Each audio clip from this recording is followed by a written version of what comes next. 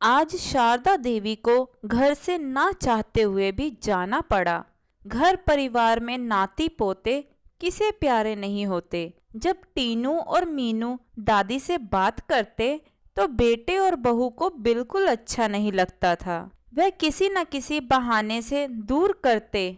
उन्हें डर था कि माँ जो कैंसर से पीड़ित हो चुकी है वह दिन भर खांसती रहती है, तो बच्चों को भी कहीं संक्रमण ना हो जाए। इसी कारण बेटे ने वृद्धाश्रम देखा जहां उनकी पूरी देखभाल हो सके।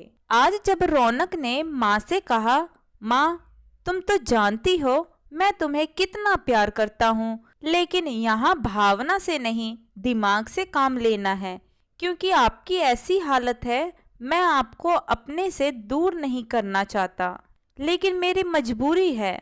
आज आप पैकिंग कर लीजिए। इतना सुनते ही शारदा देवी के पैरों से जमीन खिसकने लगी।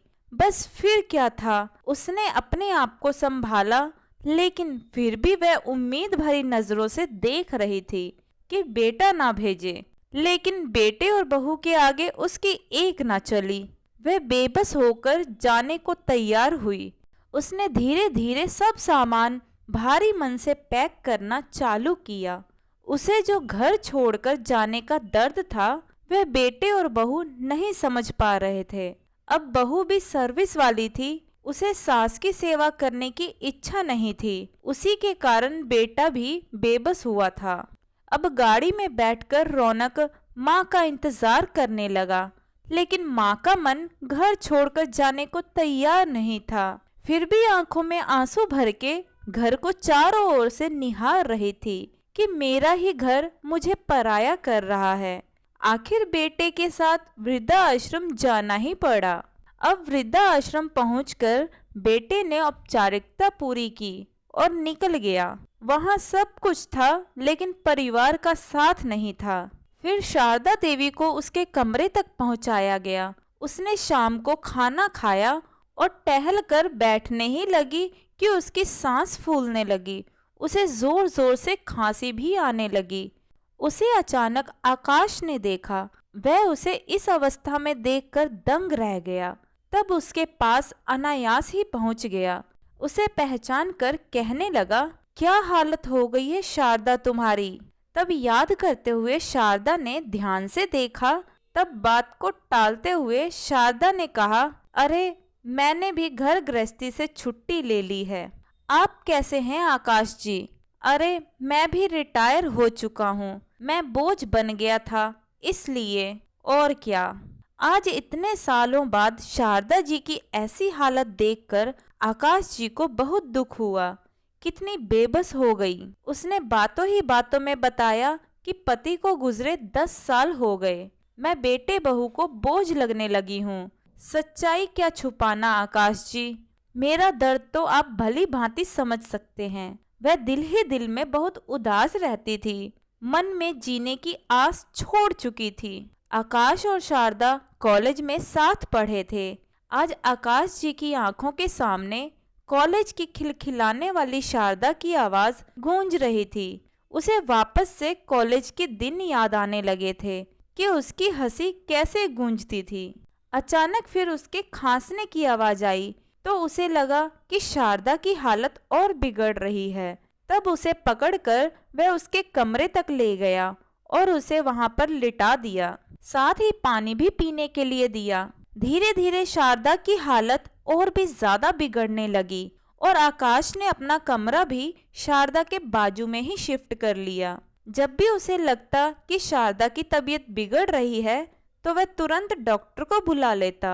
अब जब भी शारदा खांसने लगती तो आकाश उसे पानी पिला देता और खाने के साथ दवाई गोली का ध्यान रखता।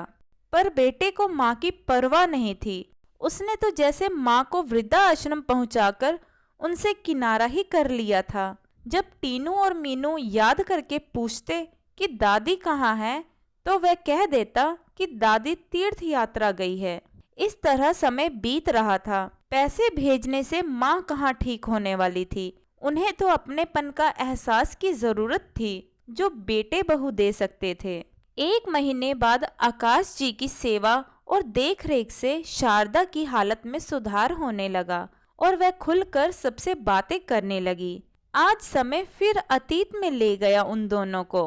वृद्धा आश्रम के बेंच पर बैठे बैठे फिर पुरानी बातें याद आने लगी। उन्होंने कहा कि पहले हम केवल दोस्त थे, लेकिन अब हम दुख दर्द के साथी हो गए हैं। तब आकाश ने भी कहा, मैं बाबा के कहने पर दूसरे शहर नौकरी करने के लिए चला गया और फिर हम ऐसे मिलेंगे कभी सोचा नहीं था।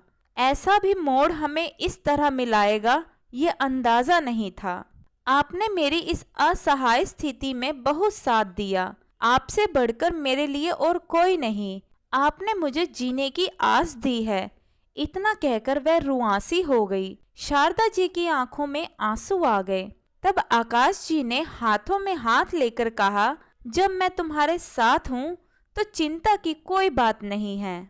आज इस उम्र के पड़ाव में वे दोनों अकेले हैं। यदि हमारे परिवार के लोग साथ न दें तो कोई गम नहीं। शारदा का बेटा जब 3 महीने बाद वृद्धा आश्रम आया तब बेटे ने कहा, माँ मैं आपको लेने आया हूँ, चलो अब आप ठीक हो गई हैं। तब शारदा जी ने कहा, बेटा मैंने तुझे पाल पोस कर अपना सारा जीवन समर्पित कर दिया, लेकिन मुझे क्या मिला? अकेलापन, बेबसी और लाचारी। अब मैं तुम्हारे साथ नहीं जा सकती हूँ। आकाश जी जो मेरे कुछ ना होकर भी मेरा इतना साथ दिया, मैं उन्हें छोड़कर कहीं नहीं जाऊंगी। मैं भी उनका साथ निभाऊंगी। वे भी अकेले हैं। इस तरह शारदा ने उनसे दोस्ती से बढ़कर रिश्ता जोड़ा और एक नाम दिया। वे दोनों जीवन साथी बन गए और बेटे को घर वापस खाली हाथ ही लौटना पड़ा। जब रौनक घर पहुंचा तो बच्चे पूछने लगे कि दादी कहाँ हैं? तब वह भरे स्वर में बोला कि दादी अब हमारे पास नहीं आएंगी। वह बहुत दूर तीर्थ यात्रा के लिए चली गई हैं। तब टीनू और मीनू ने पूछा, पापा जब आप भी बूढ़े हो जाओगे तो क्या आप भी तीर्थ यात्रा करने चले जाओगे? हम सबसे दादी की तरह दूर हो जाओगे? इस सवाल का जवाब उसके पास नहीं था और वह निरुत्तर हो गया। दोस्तों, जब एक उम्र के बाद हमारा शरीर जवाब देने लगता है तो हमें अपनेपन के एहसास की ज़रूरत होती है। पड़ती है और जब कोई अपना ही साथ छोड़ दे तो कैसे उस व्यक्ति पर गुजरती है, इस बात का अंदाज़ा भी हम नहीं लगा सकते। दोस्तों, एक दूसरे की भावनाओं को समझना और साथ देना ही इंसानियत होती है। जो इस उम्र में साथ दे और जीने की वजह दे, उससे बढ़कर कुछ नहीं। तो दोस्तों, आपको हमारी आज की ये कहानी कैसी लगी कमेंट करके ज़रूर बताइएगा। कहानी पसंद आई हो तो वीडियो को लाइक शेयर करें और चैनल हिंद स्टोरीज डियर को सब्सक्राइब करना ना भूलें। वीडियो को पूरा देखने के लिए बहुत बहुत धन्यवाद दोस्तों। तो मिलते हैं अगली कहानी में, तब तक के लिए जय श्री कृष्णा।